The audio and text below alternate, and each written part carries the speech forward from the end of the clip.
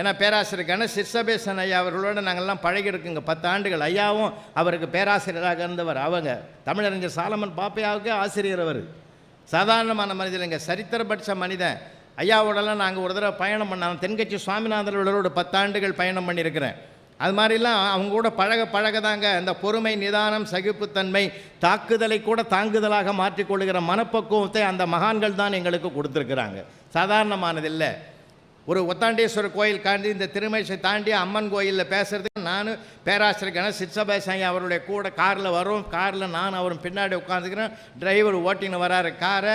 மண் ரோடு அப்போல்லாம் உங்களுக்கு எல்லாருக்கும் தெரியும். மண் ரோடு சின்ன ரோடு, 20 அடி ரோடு. இந்த 20 அடி ரோடு ஒரு கார் நல்லா வளைக்க முடியாத இடத்துல ஸ்டேரிங் போட்டு வளைச்சாரு டிரைவரு. நல்லா கவனிச்சிங்க, டிரைவர் பேர் கோவிந்தன். அது புரட்டாசி மாதம் சனிக்கிழமை வேறு. கோவிந்தன் சொன்னாலே சங்கு சக்கரம் இருக்கும்ல, அதனால் என்ன பண்ணால் வளைச்ச வளைவில் ஷேரிங் கையில் வந்துடுது. எங்கள் ஐயா சும்மா இல்லை, கோவிந்தா கையில் என்னன்னாரு. ஆமாம், இது பேசி பேசி பழகிட்டவன். சக்கரம் சுவாமின்னா.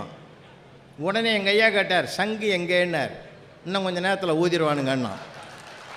அப்போ தான் அவர் சொன்னார், நாங்கள் உயிரை கையில் பிடிச்ச நாங்கள் வரோம். என்ன சார் இப்படி பேசுகிறீங்க? இடுக்கண் வருங்கால் நகுன்னு ஐயன் வள்ளுவன் சொன்னதை நினைவில் இல்லையான்னார். அந்த மாதிரி ஒரு நகைச்சுவை, எதையுமே துன்பத்தை கூட இன்பமாக பார்க்கிற மனப்பக்குவம் எந்த மனிதனுக்கு வாய்க்கப் பெறுகிறதோ அவனால் தான் பிரச்சனைகளிலிருந்து விடுபட்டு வெளியிலே வருவதற்குரிய தீர்வு அவங்ககிட்டே கிடைக்கும். நீ தீர்ப்புக்குன்னு கோர்ட்டுக்கு போக வேண்டிய அவசியமே இல்லை. தீர்வு வேற, தீர்ப்பு வேற.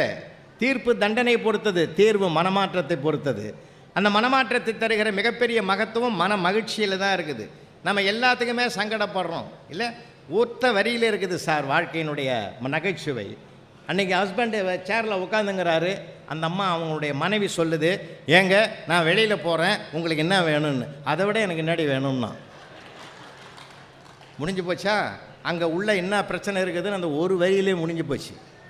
இதுதான் சார் லைஃப்பில். நீங்கள் பேச மறந்ததுனாலே பல பிரச்சனைகள் விஸ்வரூபம் எடுத்திருக்கிறது. உண்மையா இல்லையாங்க? பேச மறந்துட்டோம் சார். நம்ம பேசினா என்ன ஆகுமோ ஏதாகுமோ.